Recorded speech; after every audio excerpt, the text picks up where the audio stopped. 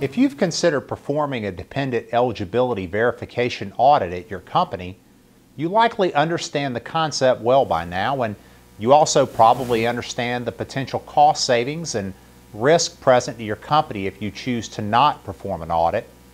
But what about the actual process? How does it actually all work? Well, the process by which you perform a dependent audit really has 4 distinct steps. First, the planning phase, then the amnesty phase, verification phase, and then reporting. And we'll briefly cover all 4. To begin, you need to start with a good planning phase. And this is the step in the process where we ensure that we're all on the same page. We work together to define your goals, develop timelines, and make decisions about the business rules of what documentation will count as meeting the requirement of providing that a dependent is actually an eligible dependent. At this time, we'll also obtain approval on all letters to be received by your employees. The Employee Help Desk is also designed so that we can become the place for your employees to have their questions answered, which they no doubt will have questions.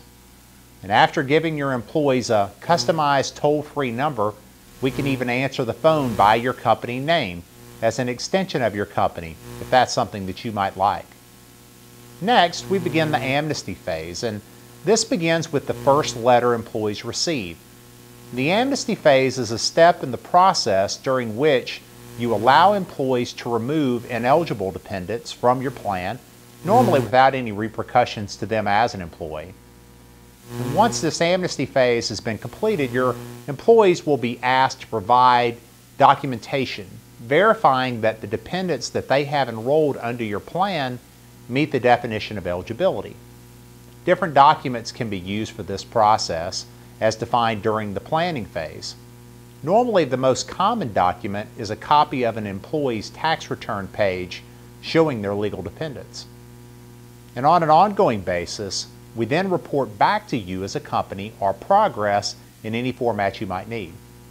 Finally, we take the extra step of trying to assist dependents that must be removed from your plan in their search for replacement coverage.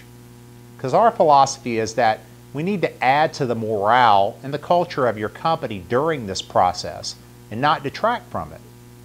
These little things are the types of things that make us different at Blue Water, and it's always the little things ultimately that make the difference in any effort, such as your choosing to perform a dependent audit in the first place. These little things add up, with the goal of making your business more successful and better able to reach your goals.